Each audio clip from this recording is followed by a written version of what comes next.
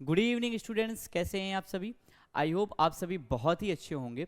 और बच्चों, आज की इस क्लास में हम डिस्कस करने जा रहे हैं क्लास 10th मैथमेटिक्स के एक बहुत ही इंटरेस्टिंग और इम्पॉर्टेंट टॉपिक को, जिसका नाम है pair of linear equations in two variable.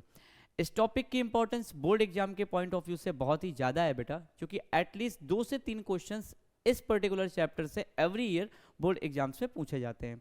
तो आइए हम और आप मिल करके आज की इस क्लास को शुरू करते हैं और इस चैप्टर से रिलेटेड सभी माइनर और मेजर कॉन्सेप्ट्स को समझने का प्रयास करते हैं। इस चैप्टर को शुरू करने से पहले मैं थोड़ा सा माइंड मैप को डिस्कस करना चाहूँगा बेटा। अब आप कहेंगे सर ये माइंड मैप क्या होता है। माइंड मैप बेसिकली हमें एक नेविगेशन प्रोवाइड करता है कि आज की क्लास में इस पर्टिकुलर चैप्टर से रिलेटेड किन किन टॉपिक्स पर हमें चर्चा करनी है या आज हम किन किन टॉपिक्स पर बातचीत करने वाले हैं। इस चैप्टर में सबसे पहले हम बातचीत करेंगे बेटा what is a linear equation. एक लीनियर इक्वेशन क्या होती है, सबसे पहले इसको समझने का प्रयास करेंगे, क्योंकि जब तक हमें लीनियर इक्वेशन की सफिशिएंट इंफॉर्मेशन नहीं होगी तब तक आगे की चीजों को और भी बेहतर ढंग से समझना हमारे लिए एक चैलेंजिंग टास्क की तरह रिप्रेजेंट होगा। इसलिए सबसे पहले हम बातचीत करेंगे लीनियर इक्वेशन के बारे में। इसके बाद हम लोग टू वेरिएबल्स की लीनियर इक्वेशन के जनरल फॉर्मेट को समझने का प्रयास करेंगे कि लीनियर इक्वेशंस इन टू वेरिएबल का जनरल फॉर्मेट क्या होता है, और साथ ही साथ इसके सॉल्यूशंस को भी डिस्कस करने का प्रयास करेंगे कि किस तरह से लीनियर इक्वेशंस इन टू वेरिएबल के सॉल्यूशंस को फाइंड आउट किया जाता है या फिर किन वैल्यूज को एज अ सॉल्यूशंस हम किसी भी linear equation in two variable के लिए कंसीडर करते हैं।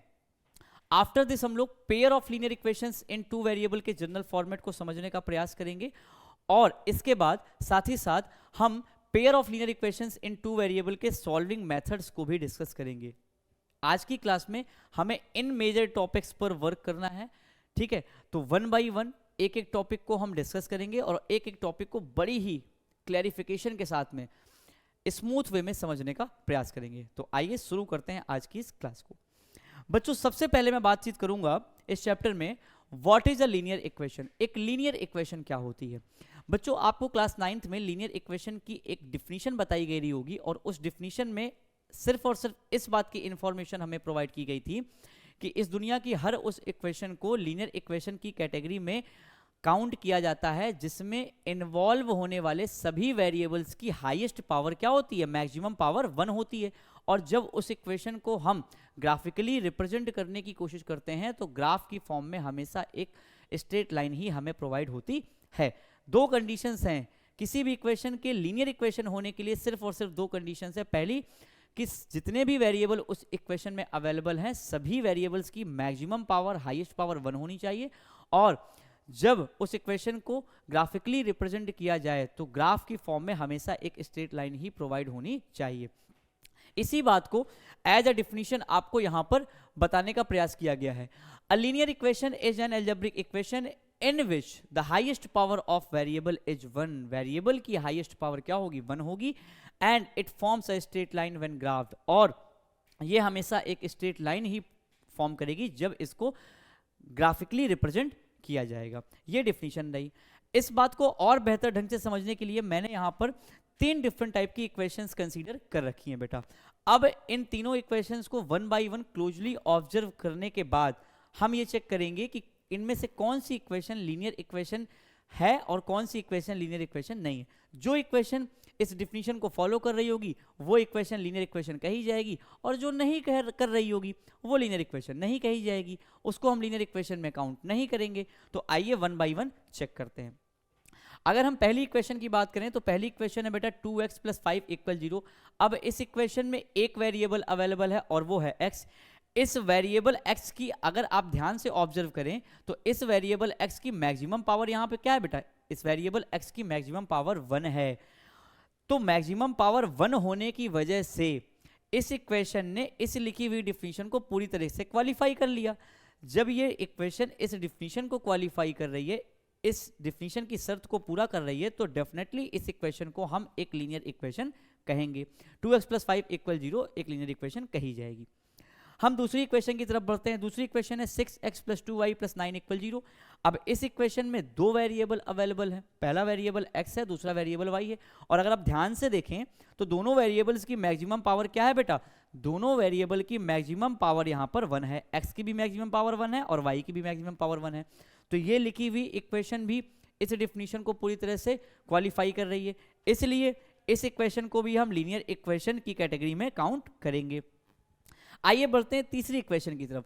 तीसरी इक्वेशन है 8x³ + 12 = 0।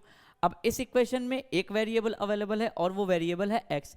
आप ध्यान से देखें, यहां पर इस इक्वेशन में x की मैक्सिमम पावर बेटा 1 नहीं है, इस इक्वेशन में x की मैक्सिमम पावर बेटा क्या है, 3 है।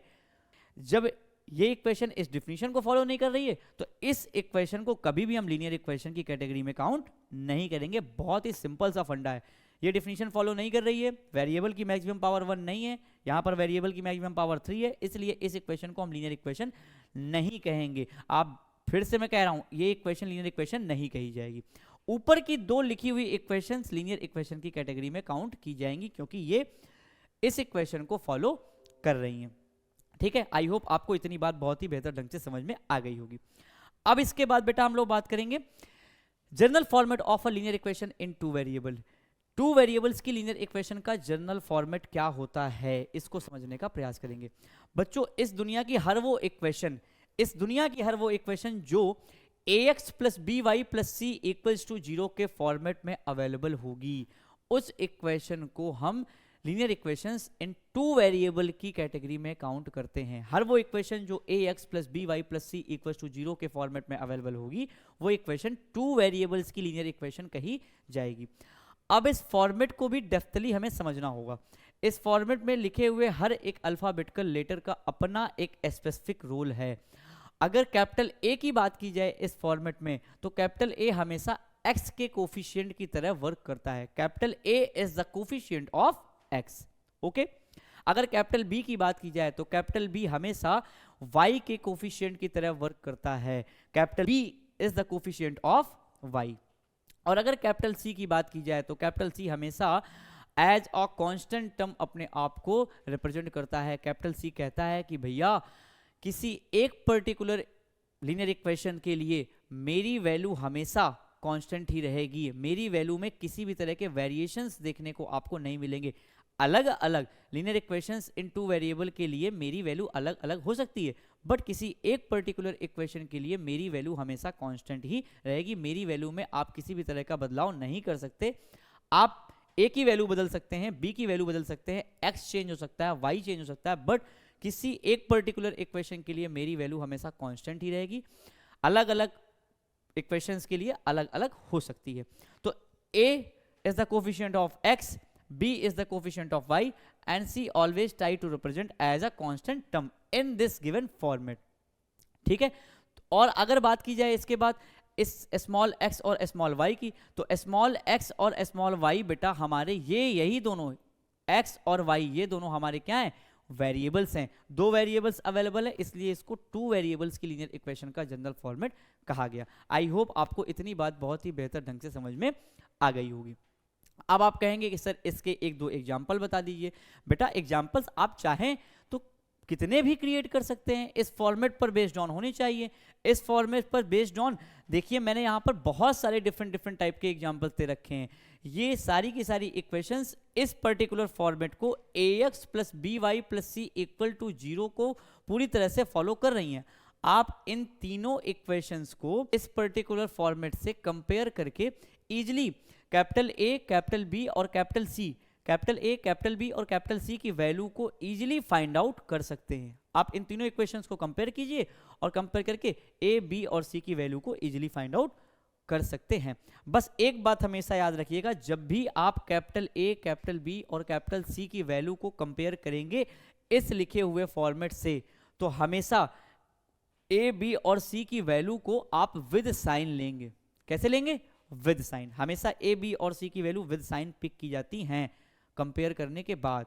ओके, आई होप आपको इतनी बात बहुत ही अच्छी तरह से समझ में आ गई होगी। देख रहे होंगे मैंने यहां पर इन तीनों इक्वेशंस को इस पर्टिकुलर फॉर्मेट से, इस ax + by + c = 0 से कंपेयर करके तीनों इक्वेशंस के लिए a की वैल्यू, तीनों इक्वेशंस के लिए b की वैल्यू और तीनों इक्वेशंस के लिए c की वैल्यू फाइंड आउट की हुई है पहले से।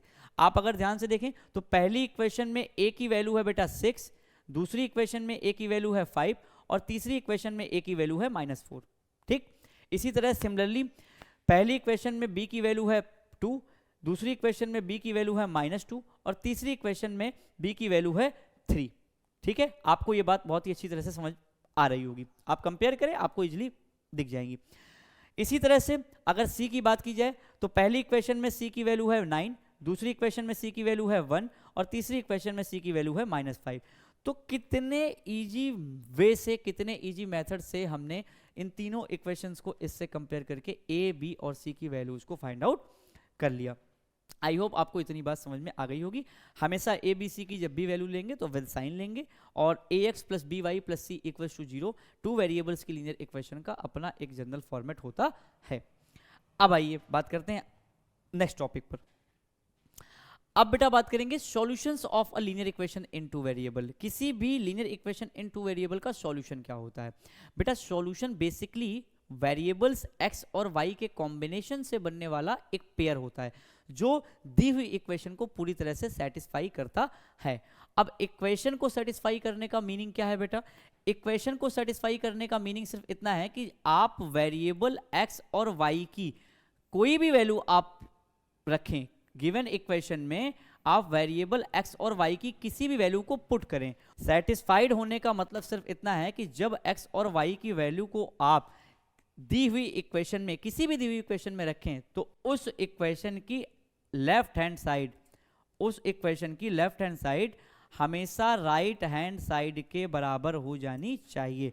अगर x और y कि किसी भी वैल्यू के लिए इक्वेशन की लेफ्ट हैंड साइड और राइट हैंड साइड आपस में बराबर हो जाती हैं तो डेफिनेटली x और y की उस वैल्यू को, डेफिनेटली x और y की उस वैल्यू को हम दी हुई लीनियर इक्वेशन का सॉल्यूशन कहेंगे। वो value as a solution consider की जाएगी। इतनी बात आप याद रखिएगा। किसी भी x और y की किसी भी वैल्यू को आपने दी हुई इक्वेशन में रखा, पुट किया, पुट करने के बाद अगर उस इक्वेशन की लेफ्ट हैंड साइड और राइट हैंड साइड आपस में इक्वल आ जाती हैं तो इट मींस इक्वेशन को उन वैल्यूज ने सेटिस्फाई कर दिया। और जब इक्वेशन सेटिस्फाई हो गई तो x और y की वो values as a solution consider की जाएंगी। बस इतना सा कॉन्सेप्ट है। अगर LHS RHS के इक्वल नहीं आ रही है, LHS left hand side right hand side के इक्वल नहीं आ रही है तो उन वैल्यूज को कभी भी हम लीनियर इक्वेशन का सॉल्यूशन कंसीडर नहीं करेंगे। ओके, आई होप आपको इतनी बात समझ में आ गई होगी। अब आइए आगे बढ़ते हैं। अब बात करते हैं pair of linear equations in two variable के जनरल फॉर्मेट के बारे में। बच्चों पेयर का मतलब तो बेसिकली जोड़ा होता है, आपको पता है पेयर का मीनिंग जोड़ा होता है, ठीक है। अब सेम वेरिएबल्स की एक साथ एक नहीं दो इक्वेशंस रिप्रेजेंट होने वाली है हमारे सामने। तो जब सेम वेरिएबल्स की एक नहीं दो इक्वेशंस रिप्रेजेंट होंगी तो उन दोनों इक्वेशंस का जनरल फॉर्मेट क्या होगा, आइए इस बात को समझने का प्रयास करते हैं। बेटा जब सेम वेरिएबल की दो इक्वेशंस एक साथ रिप्रेजेंट होंगी तो उनके कॉम्बिनेशन से एक पेयर का फॉर्मेशन होता है और इसी वजह से, इसी रीजन से उन इक्वेशंस के पेयर को हम pair of linear equations in two variable कहते हैं।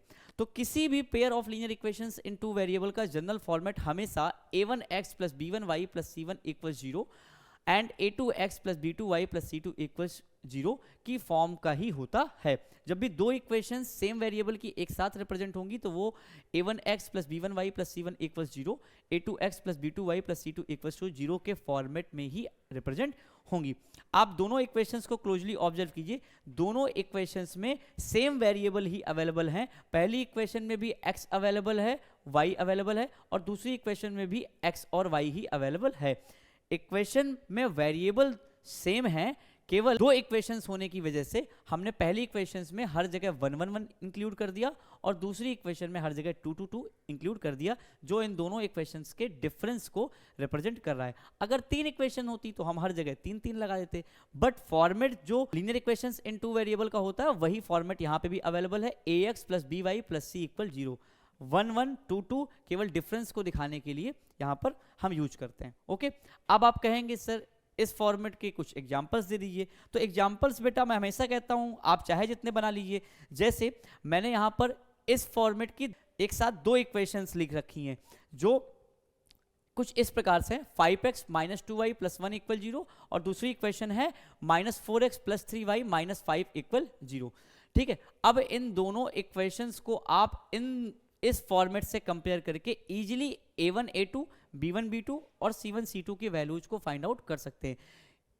इससे कंपेयर करने के बाद जब भी आप A1 A2 B1 B2 और C1 C2 की वैल्यूज को लिखेंगे विद साइन ही लिखेंगे, ये बात मैं पहले बता चुका हूं, ठीक है। आइए वन बाय वन एक एक इक्वेशन को कंपेयर करके A1 A2 B1 B2 और C1 C2 की वैल्यूज को फाइंड आउट करते हैं।